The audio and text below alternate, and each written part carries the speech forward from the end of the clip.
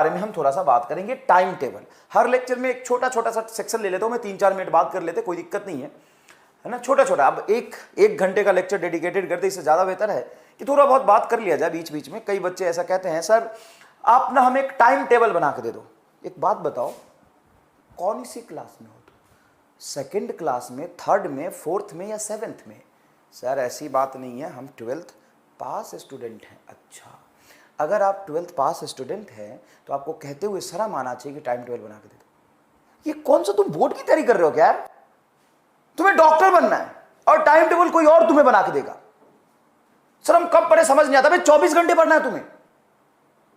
और मैं कौन होता हूं ये डिसाइड करने वाला कि आप सुबह उठ के 4 घंटे पढ़ो, फिर नाश्ता करो, फिर 6 घंटे पढ़ो, फिर तुम शाम को ही पढ़ना, सुबह जल्दी उठना, शाम को देर से सोना। ये सब मैं कैसे डिसाइड कर सकता हूं? आपके बायोलॉजिकल साइकिल को आप ही डिसाइड कर सकते हैं साहब। मैं कौन होता हूं डिसाइड करने वाला? मुझे पता भी नहीं तुम्हारे घर का माहौल कैसा है। तुम्हें सुबह पढ़ना चाहिए, मैं कह दूं तुम्हें सुबह पढ़ना चाहिए, हो सकता है तुम्हारे दादाजी सुबह कबीर दास के दोहे लगा के सुनते हो, तो कैसे पढ़ लोगे सुबह? मैं कह दूं नहीं तुम्हें रात में ज्यादा देर तक पढ़ना चाहिए, तुम्हें जब मर्जी तब पढ़ो यार। रात में पढ़ना है रात में पढ़ो, दिन में पढ़ना है दिन में पढ़ो, बस पढ़ो। सर कोई स्ट्रैटेजी बताओ। नहीं, पढ़ाई का सबसे कंपटीशन का सबसे पहला स्ट्रैटेजी होता है तुम्हारा सिटिंग कैपेसिटी। जब तक आप 14 आवर बैठते नहीं हैं तब तक कोई भी आपको स्ट्रैटेजी काम नहीं आने वाला है। लिख के रख लीजिए, ये बकवास बातें हैं ये सब। टाइम टेबल बना दो, सुबह लेक्चर देखना है, शाम को नोट्स बनाना है। अरे भाई जैसे कंफर्टेबल, तुम बच्चे नहीं हो यार। अब 2 साल बाद मेडिकल कॉलेज में जाओगे, 3 साल बाद तुम 4 साल बाद पेशेंट को देखना शुरू कर दोगे। 1 साल बाद मेडिकल कॉलेज में जाओगे, सॉरी 2 साल बोल दिया मैंने फिर से। 1 साल बाद मेडिकल कॉलेज में जाओगे, 3 साल पढ़ने के बाद तीसरे चौथे साल से तुम पेशेंट देखना शुरू कर दोगे। उसमें तुम टाइम टेबल चाहिए तुम्हें। मेरे कहने का सही मतलब समझना, गलत मतलब मत समझना। मेरे कहने का मतलब बस इतना है कि टाइम टेबल एक ऐसी चीज है जो बनाते सब है लेकिन आज तक फॉलो कोई नहीं कर पाया। तो सर कोई सिस्टमैटिक तरीका तो होना चाहिए। हाँ, दिस इज इंपॉर्टेंट पॉइंट। आपकी जो पढ़ाई है वो रैंडम नहीं होनी चाहिए, आपकी पढ़ाई हाईली सिमेट्रिक होनी चाहिए। आप जिस शेड्यूल में रोज पढ़ रहे हैं उसमें पढ़िए और बस एक ही चीज को फॉलो करिए कि आपका सिटिंग कैपेसिटी 14 आवर होना चाहिए और आपका आज का दिन बीते हुए कल से बेहतर होना चाहिए।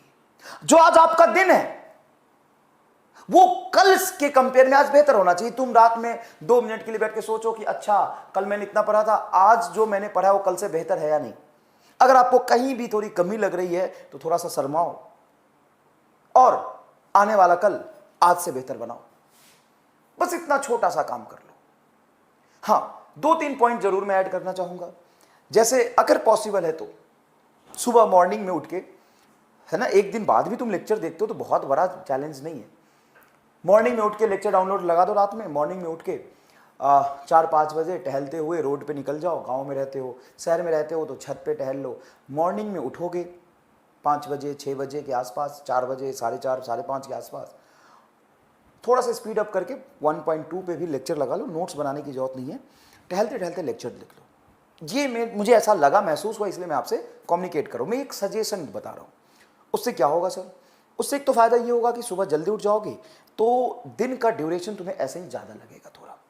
अब सो के तुम 10 बजे उठोगे तो आधा दिन तो खत्म कर लिया तुमने, दिन का ड्यूरेशन ज़्यादा लगेगा। दूसरी बात, आप थोड़ा सा स्वच्छ वातावरण में जाएंगे तो फ्रेशनेस महसूस करेंगे, उससे थोड़ा सा आपको एनर्जी मिलेगा। और आपका मॉर्निंग में वॉकिंग भी हो गया जो आपके फिजिकल कंडीशन के लिए बहुत ज़रूरी है, हेल्दी लाइफ के लिए बहुत ज़रूरी है।